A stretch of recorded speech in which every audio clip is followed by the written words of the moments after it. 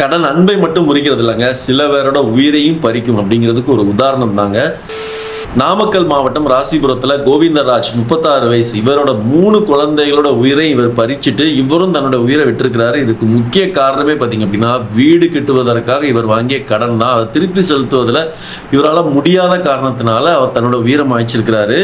இதே மாதிரி தாங்க இன்னைக்கு நிறைய பேர் வீடு தானே நம்ம கட்டிட்டு ஈஸியாக கடன் அடைச்சிடலாம் அப்படின்னு நம்ம நினச்சிக்கிட்டு கடனை வாங்கிக்கிட்டு சரியான திட்டமிடாத காரணத்தினால அந்த பணத்தை திருப்பி செலுத்தும் போது நம்ம நினைத்தது மாதிரியான ஒரு விஷயம் நடக்காதனால ஏமாற்றம் அடைந்து மன உளைச்சல் அதிகமாகி இந்த மாதிரியான ஒரு சம்பவங்கள் தொடர்ந்து நடந்துட்டு இருக்குது. கடன் வாங்குகிறத முடிந்தவரை தவிர்க்கணும். அப்படி முடியாட்டா கடன் வாங்கும்போது சரியான திட்டமிடல் இருந்தால் மட்டுமே கடன் வாங்க உங்களால் கரெக்டாக செலுத்த முடியும். அதற்கான பாசிபிலிட்டிஸ் இருக்குதா அப்படிங்கிறத கொஞ்சமாவது அலாசி ஆராய்ந்து நீங்கள் கடன் வாங்கினீங்க அப்படின்னா உங்களோட குடும்பம் இந்த மாதிரியான ஒரு நிலைமைக்கு செல்லாது.